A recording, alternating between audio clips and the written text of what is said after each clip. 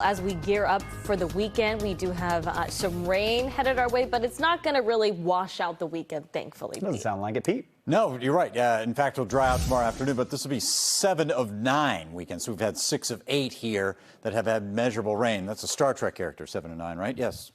Wettest is April 26th. Remember Jerry Redding? Yeah.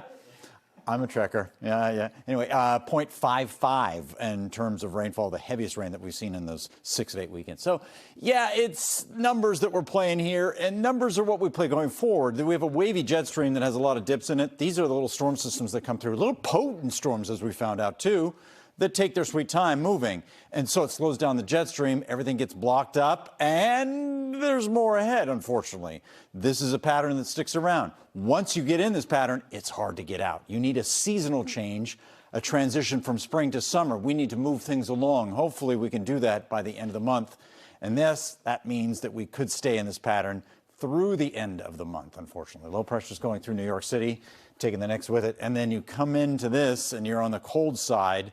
And on the backside, it's a little bit warmer in New York City, 57. So some of that warmth does spread into New England tomorrow. So we do get up near 60 degrees. The rain. Let's get back to that. You want to talk more about that? Oh, we have plenty.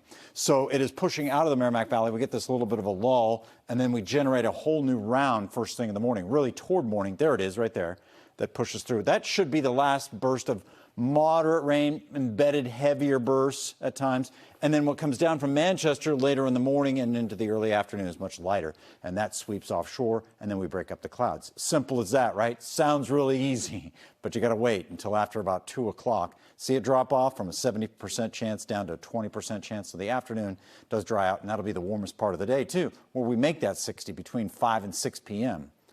The weather is weird. Additional rainfall amounts of close to an inch in some spots, a little bit less than others. Coming in with tallies that have been between 2 and 3 inches. We had the rain from last night, so it really started Thursday night with all that flooding that we saw back through Rutland and back into Holden. So tomorrow, lower 60s.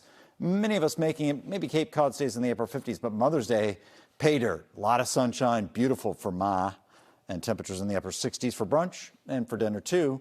In between, we should hit near 70 degrees, so it stays pretty mild all day long, and the breeze will be out of the northwest. A good chance to dry out. And then let's look into Monday. Of course, Monday is fine.